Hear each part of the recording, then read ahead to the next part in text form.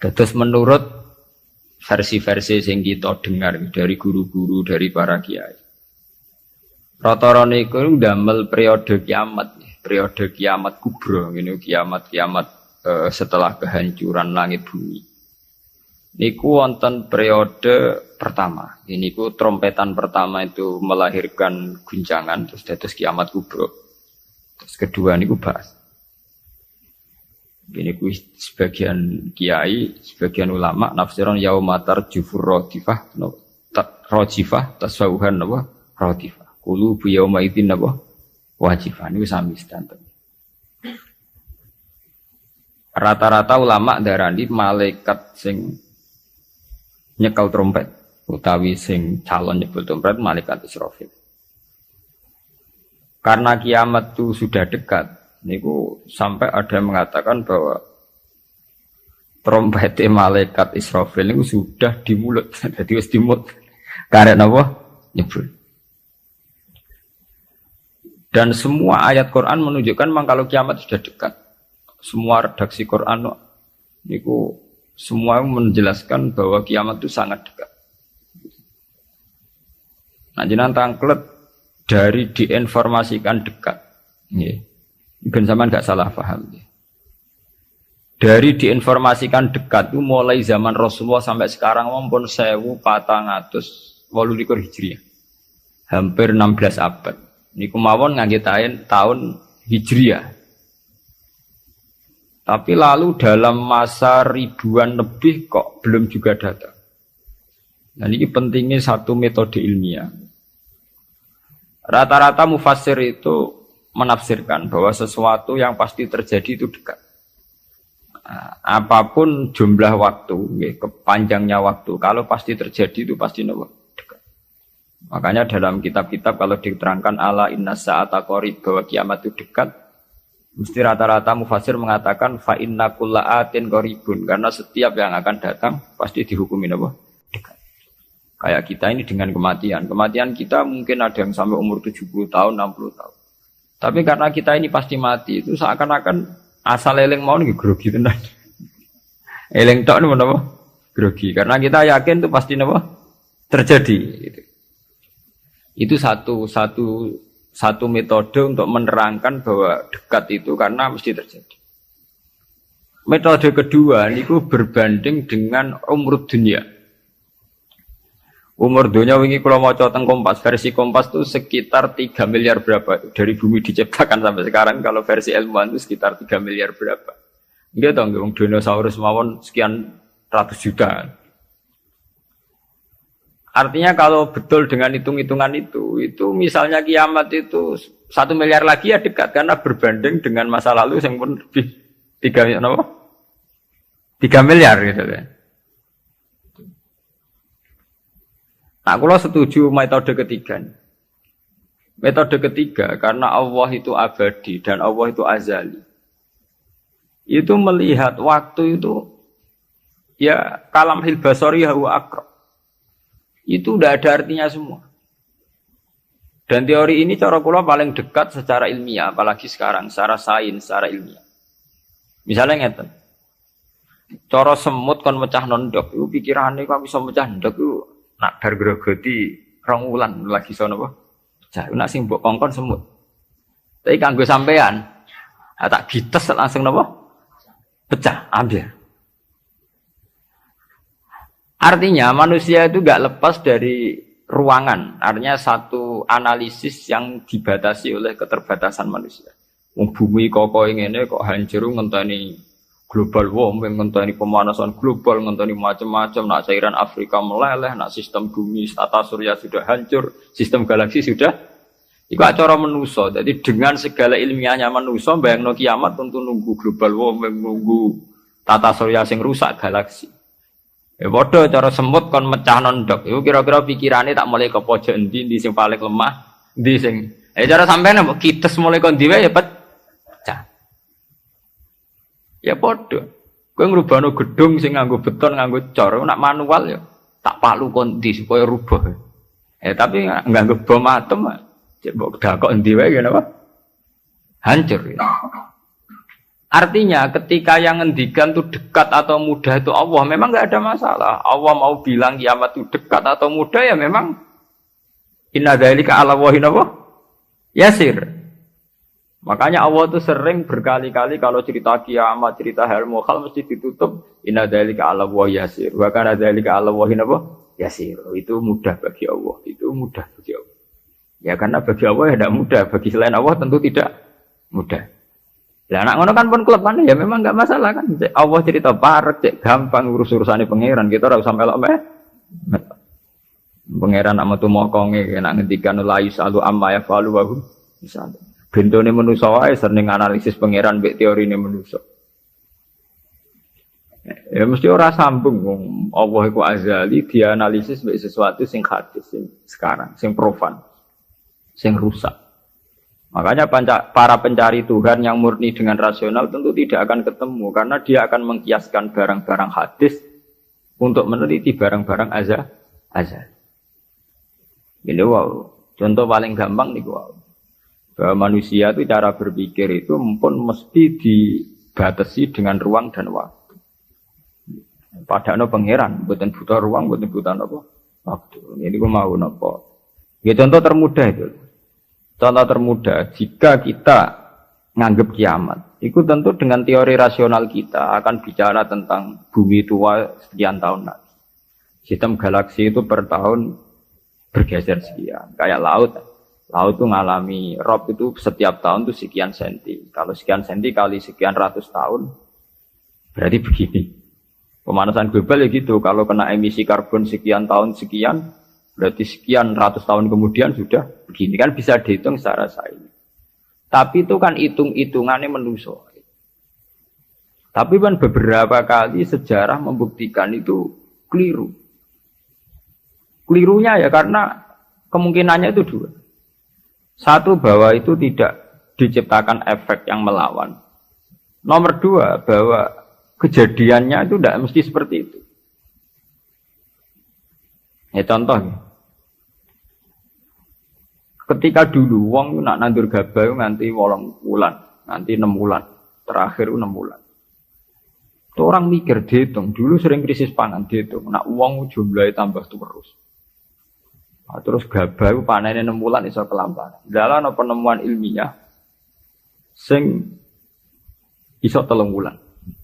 Sehingga zaman manusia sithik sering telat beras, sampai wong mangan jagung bekatut. Saiki wong pirang-pirang ra tau telat napa? Beras. Padahal pakar-pakar pangan sempat grogi, jangan-jangan karena jumlah uang akeh telat apa? Beras. Masalah tempat nggih ngoten. Uang tambah akeh tanah ra tambah, sampeyan do manggon. Tapi manusia lewat modernnya itu iso nggawe omah tingkat omah susun. Uang modern ana sing diwajah lah manggon memaras pemanggon. Artinya manusia dengan segala kekhawatiran terhadap fenomena alam yang mesti terjadi juga banyak manusia yang mengantisipasi itu lewat penemuan ilmiah juga. Itu ya rawan klop, rawan apa? Klop. Artinya semua teorinya manusia itu mau berbicara tentang sebab akibat dan itu bisa diantisipasi terus. Bisa diantisipasi terus. Ya, mulane istilah Quran nak ngenyak manusa niku. Walakin aksarahum la ya'lamun ya'lamuna dhahiran minal hayatid dunya. Paling banter manusia itu mau ya'lamuna dhahiran minal hayatid dunya. Yang diketahui itu hanya kulitnya saja, lahirnya saja. Gampangannya dokter meriksa, saiki lara pemah mergo mangane ra tertib. Ya kan secara profesional dia pakai standar objektif kalau makannya tidak tertib itu lahir mah. Sekarang ini namanya mah. Tapi bagi keluarga itu mungkin tertib piye, tertib butuh ekonomi tertib, penghasilan tertib kan. Tentu itu enggak dianggap masalah mah, masalah ekonomi. Orang dianggap masalah mah, tapi dianggap masalah apa? Ekonomi. Nah nanti bagi yang lain sing ahli saraf, ahli apa itu tidak murni dianggap masalah mah atau masalah telat makan, lebih ke psikologis. Bahwa saraf itu punya ketahanan sekian. Kalau secara psikologi tertekan, maka tingkat ketahanan pada penyakit hanya sekian. Jadi awal-awalnya karena pikiran saking sering kacau nih. Karena sering telat lah, nak kondisi sarafnya itu, kondisi psikologinya itu stabil. Itu tingkat imunitas, tingkat kekebalan terhadap penyakit juga sekian. Artinya tidak pati riskan, tidak pati rawan kena apa? Penyakit. Itu kan sudah 3 versi. Ya sama nanti kejadiannya kiamatnya begitu. Macam-macam. Nah, tapi yang jelas kata para ulama-ulama itu, terutama ulama-ulama sing ahli hakikat, kiamat itu apapun gambarannya yang digambarkan ulama itu hanya gambaran-gambaran betapa sesuatu yang kita hinggapi sekarang, kita singgahi sekarang itu fanin, akan rusak. Kullu man 'alaiha fani wa yabqa wajhu rabbika dzul jalali wal ikram. Bahwa semuanya itu akan rusak musnah. Karena apa? Bagi yang nglakoni, sing nglakoni. Untuk hancur walang-walang ora usah ngenteni kiamat kubra. Kowe nek semua tek ning jero kuburan balungmu wis walang-walang, wis dadi pestane cacing dan sebagainya. Makanya ulama-ulama ngendikan, kowe ora usah bakas kiamat. Kiamat ku jek enak. Nah gitu, bunga-bunga wong akeh kancane napa? Akeh. Kiamat tem dhewe rak mati dhewean. Wong padha.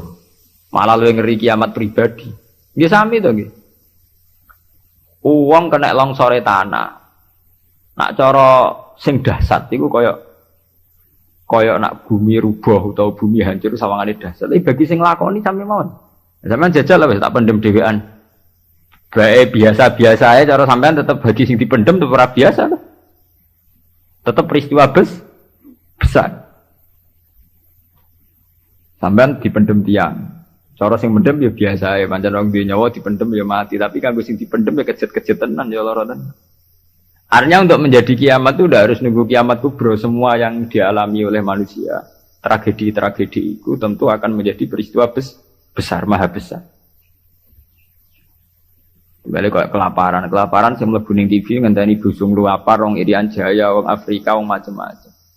Tapi kangge individu yang hari itu sedang lapar ya ngeri tenan diberitakno lah ya wis ngeri. Wong karena dia benar-benar ngalamin apa? Kelaparan.